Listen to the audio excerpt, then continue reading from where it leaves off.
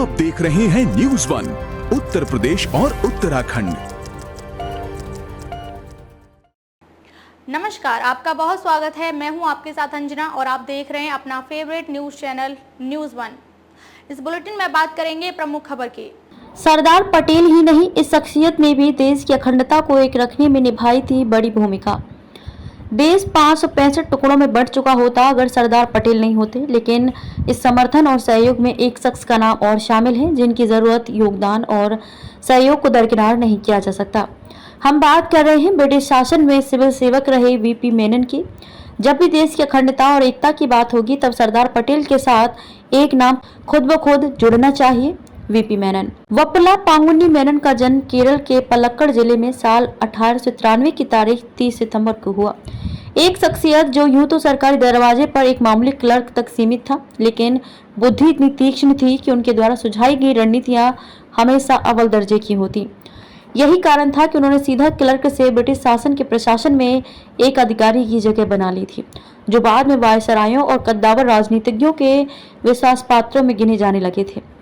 पिता पेशे से एक स्कूल के हेडमास्टर थे और 12 भाई बहनों में सबसे बड़े थे। कोयला खदानों में भी किया काम। आर्थिक स्थिति केवल एक ही कंधे पर टिकी थी, सो मेनन ने 13 साल की उम्र में पढ़ाई छोड़ उन कंधों को सहारा देने का निर्णय लिया। मजदूरी की और कोयला खदानों में भी काम किया और फिर अपने कठिन भरे जीवन को बेहतर मोड़ देने के लिए तंबाकू की फैक्ट्री में काम करने के साथ साथ टाइपिंग सीखी और एक दिन होम डिपार्टमेंट में क्लर्क से टाइपिस्ट की जॉब में भर्ती हो गए और फिर यहीं से उनका राजनीतिक सफर शुरू होता है। रजवाड़ों को मिलाने में भूमिका। जब देश आजाद हुआ तो देश के भीतर मौजूद 565 रियासतें भी आजाद हुई। ब्रिटिशर्स ने उन्हें ये आज़ादी दी हुई थी कि वे या तो भारत और पाकिस्तान में शामिल हो जाएं या खुद स्वतंत्र रह लें, फैसला उनके ऊपर था। लिहाजा अधिकतर रियासतों ने अकेले और स्वतंत्र रहने का निर्णय लिया।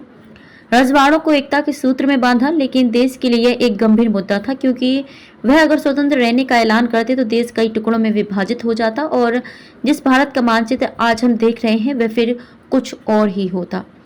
महात्मा गांधी सरदार पटेल पर बहुत विश्वास करते थे और उन्हें पूरा भरोसा था कि यही वह शख्सियत है जो बिखरे रजवाड़ों को एकता के सूत्र में बांध सकता है।